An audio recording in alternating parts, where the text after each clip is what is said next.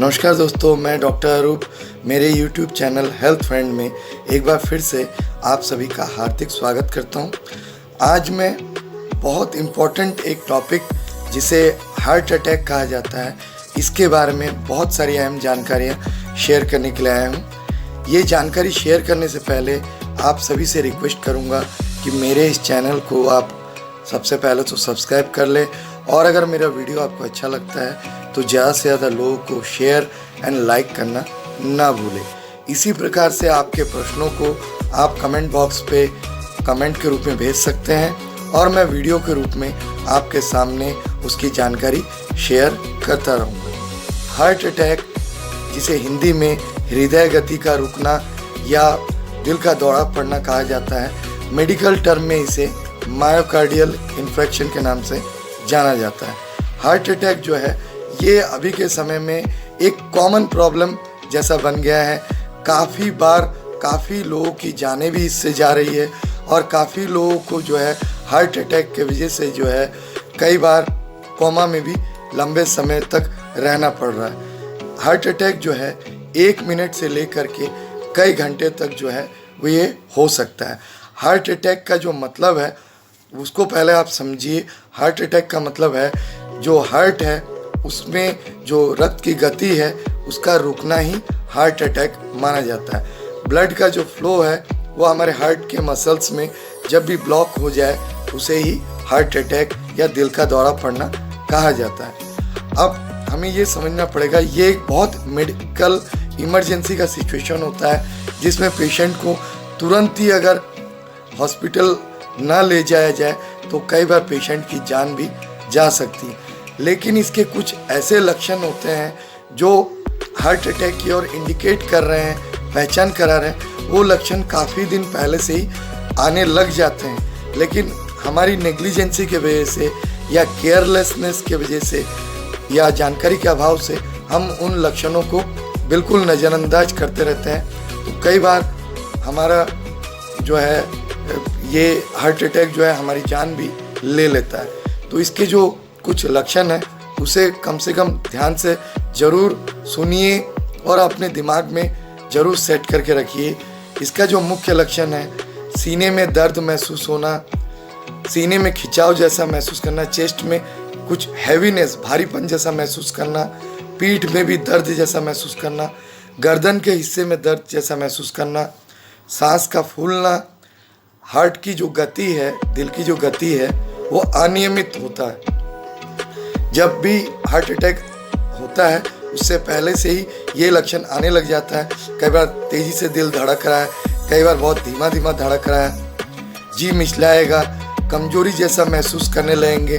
कई बार ऐसा भी हो जाता है कि हम कहीं पर सीढ़ी चढ़ रहे हैं या सीढ़ी से उतर रहे हैं तो सांस काफ़ी फूल रहा है हमारा, और ठंडा पसीना जैसा हमारे चेहरे पर या शरीर में आने लग रहा है, और हम कहीं पर बैठे भी हुए हैं या लेटे हुए भी हुए हैं तो हमारा दिल बहुत तेज़ी से धड़क रहा है। धड़कन बहुत, हार्ट बीट जो है नॉर्मली 72 टाइम्स धड़कना चाहिए।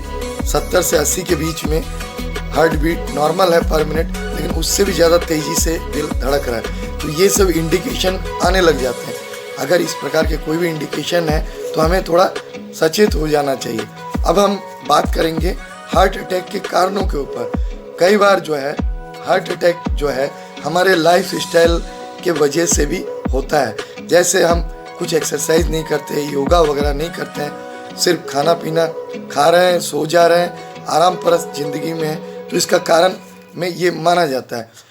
अधिकांश पुरुषों में 45 साल के ऊपर और महिलाओं में 55 साल के ऊपर की महिलाएं जो हैं उनको हार्ट अटैक आने की संभावना ज़्यादा रहती है। लेकिन अभी के समय में 25-30 साल के युवक या युवतियों को भी ये अटैक आ सकता है। जिनको धूम्रपान या तंबाकू खाने की आदत है उनको भी हार्ट अटैक आने की संभावना बहुत ज़्यादा रहता है। उच्च रक्तचाप रहने वाले पेशेंट्स को, हाई बीपी रहने वाले पेशेंट्स को हार्ट अटैक की संभावना बहुत ज़्यादा मात्रा में रहती है। जिनके शरीर में HDL गुड कोलेस्ट्रॉल कम हो गया है ब्लड में और LDL बैड कोलेस्ट्रॉल ज़्यादा हो गया है, तब भी जो है हमें अटैक आ सकता है। मोटापा डायबिटीज़, शुगर की मात्रा ज़्यादा हो और मोटापा हो, ज़्यादा फैट्स हो, तब भी जो है हार्ट अटैक आ सकता है। उसके साथ साथ इस्केमिक हार्ट डिजीज़ या फैमिली हिस्ट्री में जेनेटिकली पहले हमारे फादर या मदर या ग्रैंडफादर ग्रैंडमदर किसी को अगर हार्ट अटैक का आया था तो पारिवारिक रूप से आगे की जनरेशन में ये संभावना बनी रहती है। तनाव इसका एक मुख्य कारण माना जाता है। अभी के भागदौड़ की ज़िंदगी में बहुत ज़्यादा टेंशन, डिप्रेशन और एंजाइटी की वजह से, तनाव की वजह से भी ऐसा हो सकता है। कई बार कई दवाइयों के दुष्प्रभाव की वजह से भी हार्ट अटैक होता है। कई बार हम खुद से कई बीमारियों के लिए दवाइयाँ खुद ही परचेस कर लेते हैं, उनके साइड इफ़ेक्ट की वजह से भी ऐसा हो सकता है।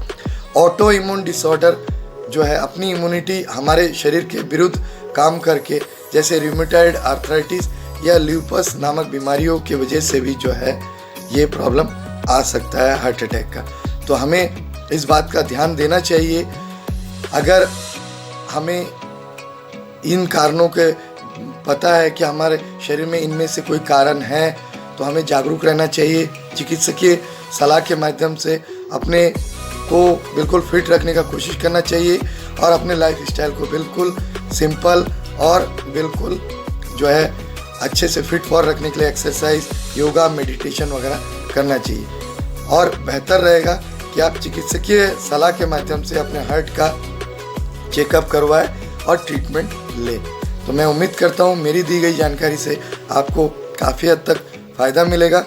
अगर आप प्रत्यक्ष रूप से मुझसे मिलना चाहते हैं तो मेरे तीनों क्लिनिक्स के एड्रेस और मेरा व्हाट्सएप नंबर यूट्यूब प्रोफाइल में दिया हुआ है, वहाँ से भी आप मुझ तक संपर्क कर सकते हैं। धन्यवाद, नमस्कार, जय Hind, have a nice day.